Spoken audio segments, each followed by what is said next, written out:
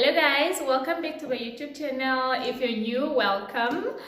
In today's video, we're actually going to talk about things to expect or to know before you get your wisdom tooth removed. I did a previous video where I showed you guys how I got my wisdom tooth removed. So in today's video, I just want to discuss what you can expect or things that you must know before you get your wisdom tooth removed. So let's just dive in. Wisdom tooth is done under local anesthesia, whereby you just go in the dentist, the practice, they inject you wherever you're getting your wisdom tooth removed, and then the place is numbed, but they don't make you sleep like the whole body sleep. No. So it depends from doctor to doctor in how your wisdom tooth is positioned or situated. Mine was actually in a horizontal. It was like lying down. Some are like this, vertical, some are like skew.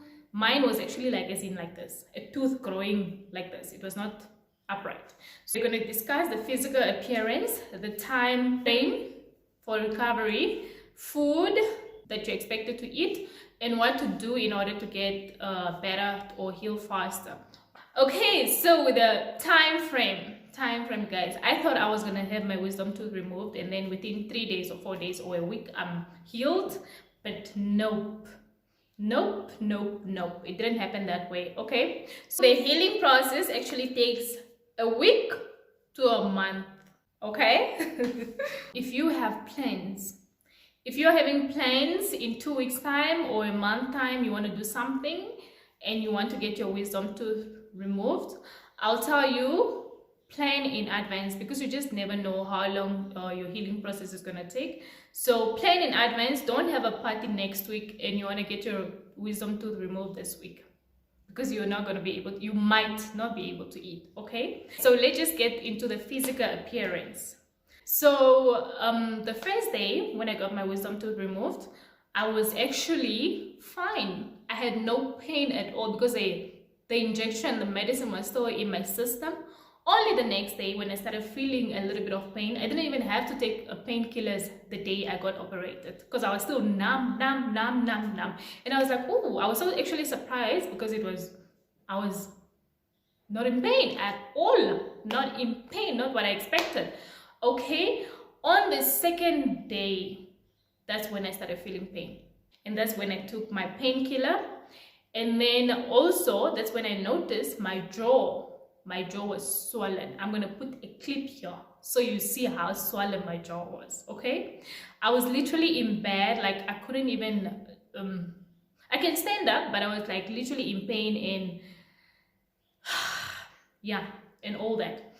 So yeah, then my jaw was swollen and I couldn't really, like, I had to put like hot stuff or cold stuff. The dentist actually said I must eat like ice cream, cold stuff, and drink salt water. Okay, salt water really kills the bacteria so that your wound doesn't get infected, and drinking or eating cold stuff helps the swallowing to get better. Okay, so I literally, the first day or the second day, I didn't do that. I was in pain, so I was just like in bed like a baby, feeling sorry for myself, and that's what led to this condition called tremors. I don't know if I'm pronouncing that right, but I'll put it right here. Tremors. Guys, I did not know about this condition. I did not know.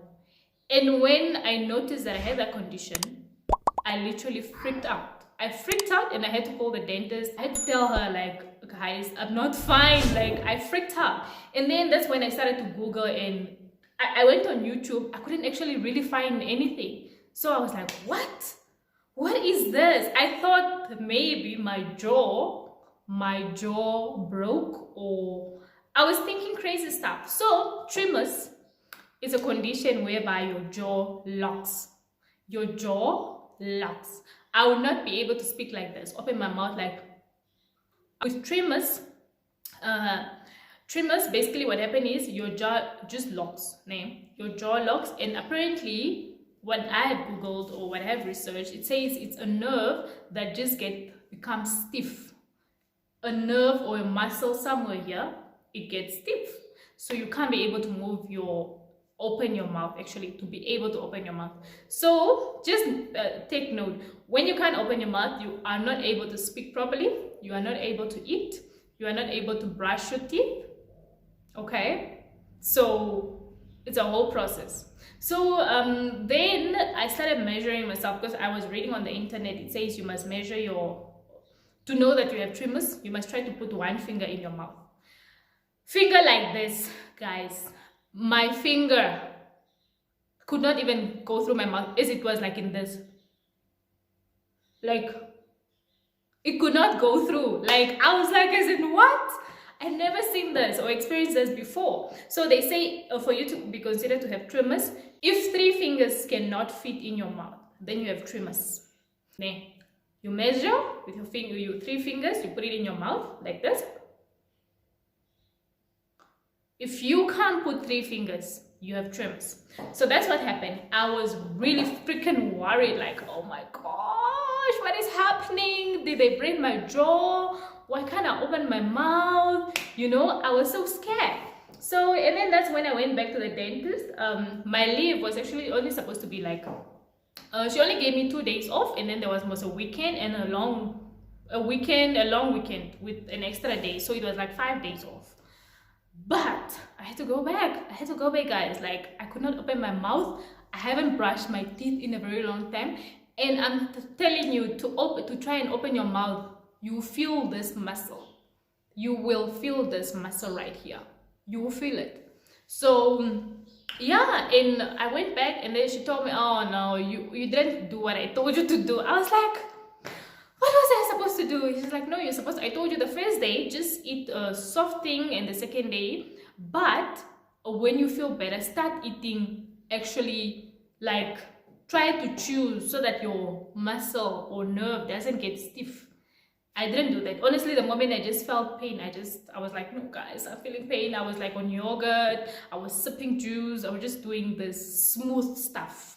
I wasn't really being like, because she said I must try eating on the other side, yeah, where my wisdom tooth is, where my wisdom tooth got removed the side. So she was like, no, you must just try to eat normal, eat chicken, a lot of chicken, you know, chew nicely, chew, so that you can heal faster. That I didn't know. Okay, and then when it started getting better, like, I started measuring myself. I saw 2 fingers can go in, nice. And then later, until I could fit 3 fingers, you know. Okay, so that's the physical appearance. You get swollen, and you might get a condition called tremors or jaw lock. Your jaw lock, okay? But don't freak out, because it's normal. If you get it, it's normal. I went on YouTube, there was one video I found, and people were commenting, they freaked out, like, guys, I can't even eat, I can't open my mouth, like, how long did this take? Because nobody was actually telling anybody how long the tremors condition takes. Okay, then the healing process. So for you to heal faster, the first day, the second day, I would advise that you start already like chewing, if you can be able to, because some people get double wisdom tooth removal and stuff like that, then that's another story, but I don't know. But if you get only 1 wisdom tooth removed, try the second day. Try to just exercise your mouth.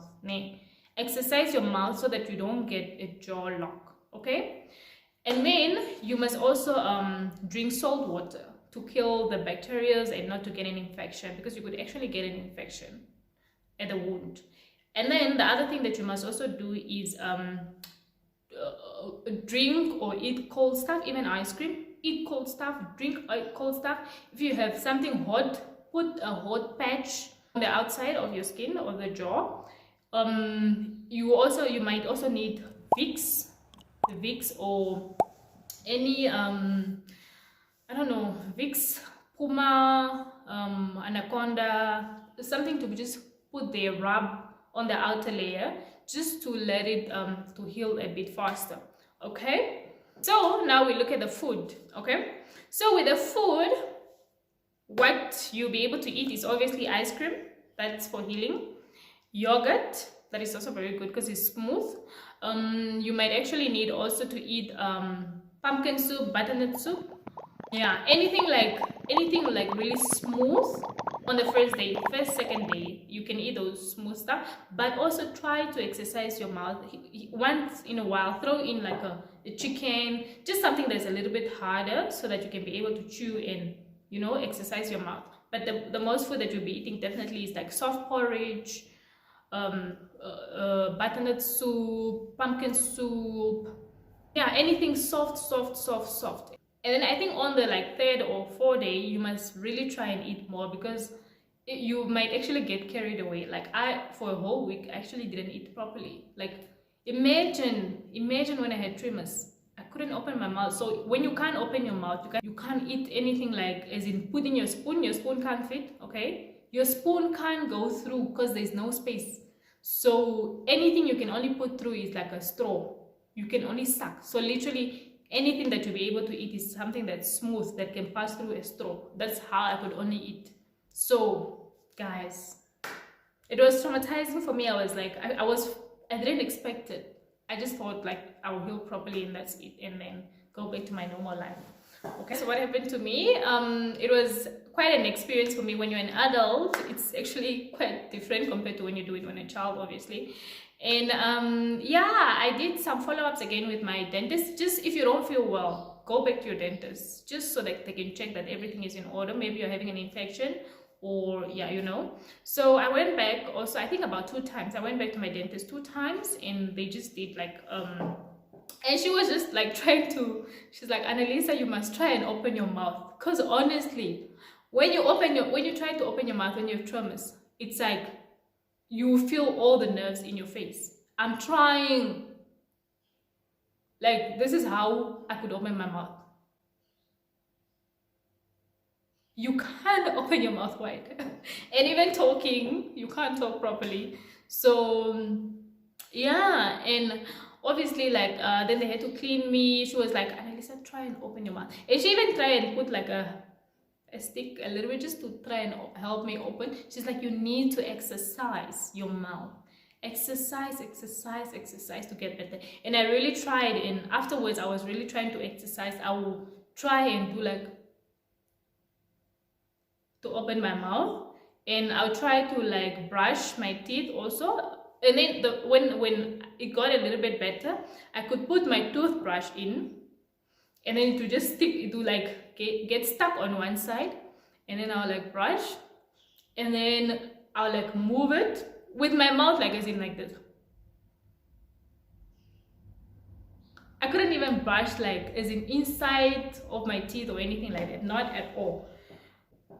So yeah guys, that's my experience. This is what I'll advise you, or this is my opinion that I'll tell you things to consider or do before you get your wisdom tooth. This is what I went through, and I just want to share it with you guys in case you don't know and you're planning to get your wisdom tooth removed. Okay, so thank you for watching. Don't forget to like, comment and subscribe.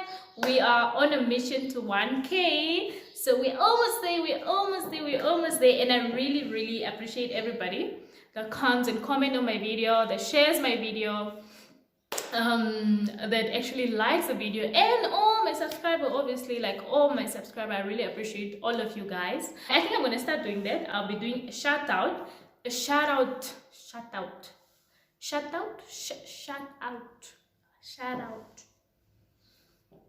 Yeah, I'll be doing a shout out to Tua Kalola, Fernando, that girl Vapa, and Toast with Hime.